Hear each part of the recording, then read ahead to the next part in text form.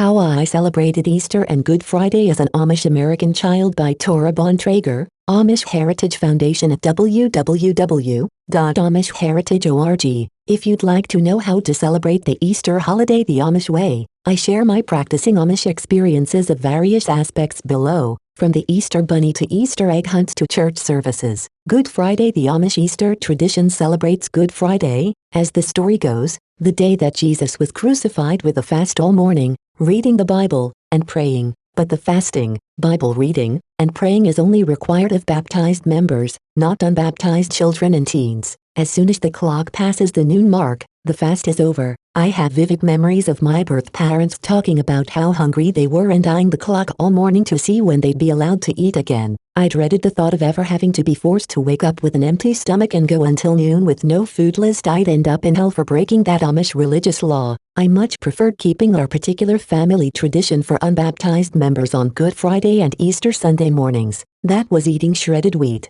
Even as I'm writing this, I can feel the crunchy texture of the wheat bales on the outside and the softer strings on the inside when I crushed the bale into my stainless steel bowl. Easter was the only time of year that we kids were allowed to have shredded wheat. The rest of the year we had cornflakes, the cheapest store-bought cereal at the time, and homemade grape nuts or granola. Good Friday was the only religiously mandated non-Sunday day off of the year besides Christmas. There was no school and no work, except for feeding the animals and milking the cows or goats. It's possible that some Amish communities also celebrate the Monday after Easter. I have to fact-check this, but all I remember is Friday and Sunday as the days required to observe the resurrection story. Easter bunny. When I was younger, my birth mother would sing the song "Here Comes Peter Cottontail" during Easter. But when we moved to a community that allowed more material conveniences, e.g., phones and barns, we were no longer allowed to sing secular songs. The punishment for using more modern tools was to pretend we were more pious. Now that I'm not a practicing Amish,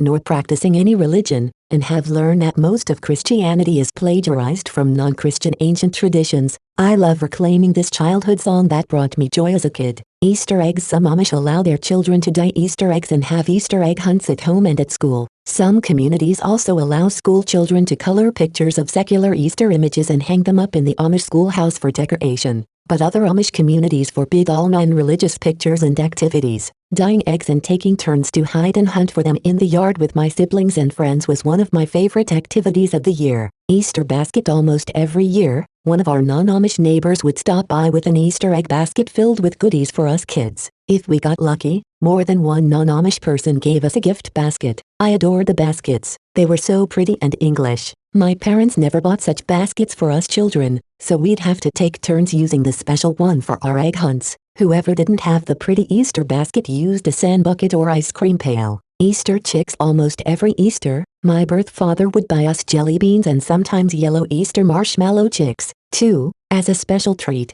I love the cute little chicks so much and wished I could keep them all year. Jesus and the cross. Crosses aren't things you'll likely see in traditional Amish homes. The religion forbids pictures and statues of Jesus, as well as crosses. But you might find some Amish craftsmen who make wood crosses to sell to non-Amish. And if any of these crosses are in an Amish home, it would most likely only be to serve a useful purpose, such as a coat rack. Easter church services. Most people aren't aware that we traditional Amish don't have church buildings, with the exception of one or so of the oldest communities. We have services in our homes. We attend church every other Sunday and we don't have services on Easter itself, unless it falls on our church Sunday. That said, people who live in a community with more than one church district will often attend services in another district if Easter falls on their in-between Sunday. We hear about Good Friday and Jesus' resurrection on the Sundays before Easter if we don't have church in our own district that day. Like Good Friday, baptized members are required to fast all morning and read the Bible.